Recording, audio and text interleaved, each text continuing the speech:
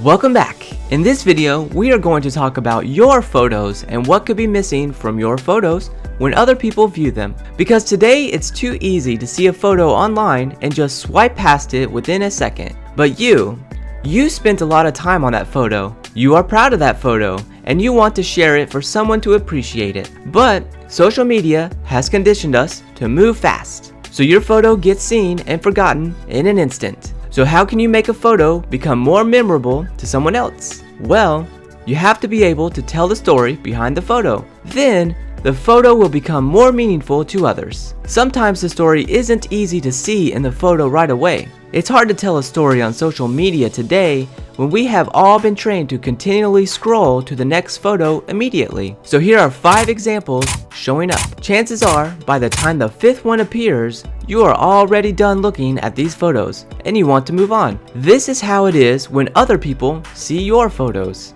But if we give some background story to each photo, then the photo becomes more interesting. On a side note, I want to see your own photos and read the stories behind them. Use hashtag JPhotoStories on Instagram or Vero for me to see them. More about that toward the end of the video. So let's continue with these examples. Starting with the story of this sunset photo.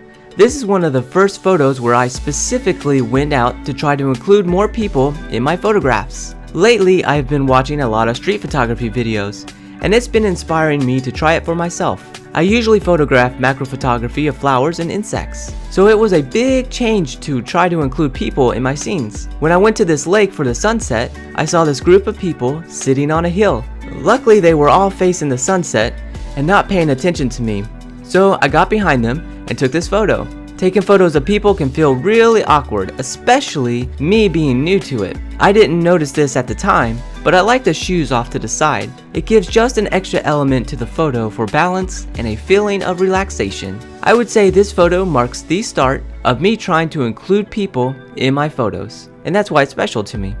This next photo is one of my favorites because it looks posed, but it wasn't at all. I went to the beach to use a new manual lens, the Voigtlander 50mm, and there were a lot of surfers there that day. As I'm walking along, I see this surfer just standing with his board, looking out to the ocean. Maybe he was disappointed in the waves, but he was standing like this for a long while, which gave me the perfect amount of time to compose this photo and position the sun above his head. I've seen this person many times at the beach after taking this photo, and I've thought about printing this and giving it to him.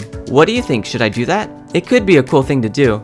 Okay, so after I photographed that surfer, I was on a mission to try it again. I went back a week later, and the beach was covered with surfers, even more so than the other week. This time, I brought a point and shoot, the Sony RX Mark VII, and I was really impressed with the photos I got from that camera. This photo looks like it could be a movie poster. I like the way the waves are, the side look of the surfer, and the panoramic crop of it. This was such a good day of surfing photography. This next photo is definitely in my top 5 photos I've ever taken. I was trying to take a photo of this lady right here because she was throwing fruit in the ocean, some kind of sunrise ritual.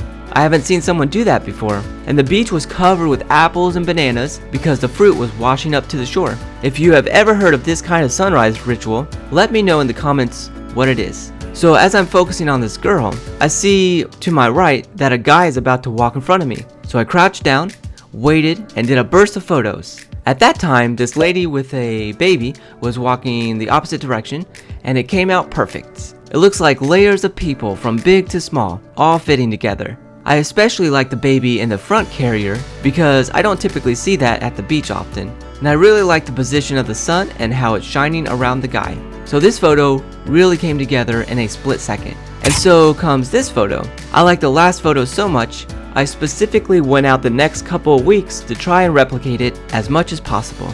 And there were 2 fishermen on the beach that I was taking photos of, and I saw this surfer about to walk in front of me. Here's my chance to try it again, I thought. So I did the same thing, and it was a success. I like how the surfboard is part of the image. I also like how it's mostly a silhouette of legs that you see. I like the position of the sun and how it's similar to the other photo. And after I took this photo and compared it to the other, it makes me want to take more like this to try to make it a photo series. So here's the point of this video. If you tell the story behind your photo, then people may appreciate your photos more. By telling the story and meaning behind your photos, it gives your photo a voice. So, I want to see and hear about your photos. If you are on Instagram or Vero, post a photo and tag me at #JPhotoStories. Write about why it's special to you so I can see it and read the story from your photo. I'll make a follow-up video to show your photo, read the story, give you a shout out, and maybe someone can appreciate your photo a little more. And of course, I'll end this video with, so which photo do you like most? Vote by leaving a comment below. Thanks for watching.